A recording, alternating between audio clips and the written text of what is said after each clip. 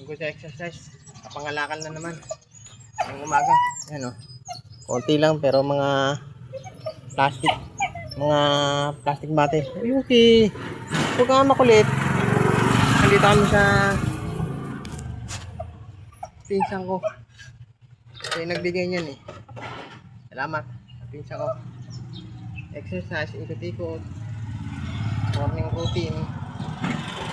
Pagkatapos maglakad-lakad, sidecar naman. May pangangalakal. Yun ang ginagawa ko. Pero pag yung mga minsan hindi maganda pa noon. Hindi makapangahanap buhay, hindi makapag-exercise. Bahay lang.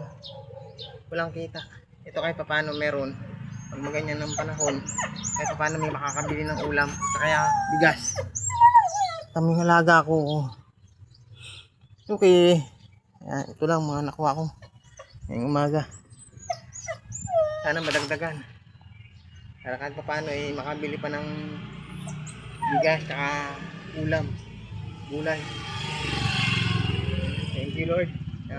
Biyaya. Nantisa ko. Pahinga muna ako dito. Kasi ikot ulit kami doon sa kabila. Para sakali may makuha pa.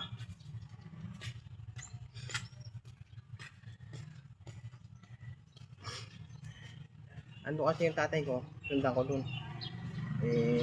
Kami ibigay sa kanya. Hindi naman makabuhay yun. Hirap naman rin maglakad. Para may sakya kami. Ito service namin eh. Sinasama ko rin silang dalawa. So ni Yuki sa tatay. Para pag may nadadaanan kami, may napupulot. Sayang din yung mga nadadaanan ng mga kalakal na nakakakalat lang dyan sa kalsada.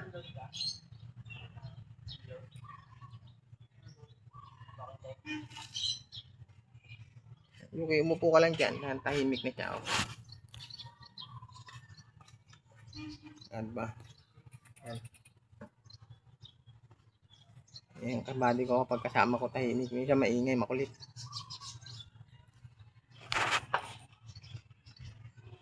Hinga lang muna kami ng konti. Tapos ikot na naman. Exercise na naman habang nangangalakal.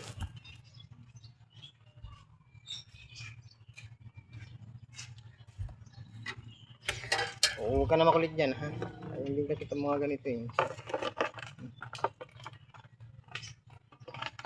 Bibigay. Isa itapo ikunin tapos pinukuha ko. Pagkano rin yan. Kung mga nasa isang kilo yan di abot din yan ng mga 15 pesos. O di may ulam ka na, itlog. Di kaya tuyo. Kain bagay di ba? Maliit man ang kinikita, marumi, pero nakakatulong marangal. O sige, ikot na kami doon. Salamat.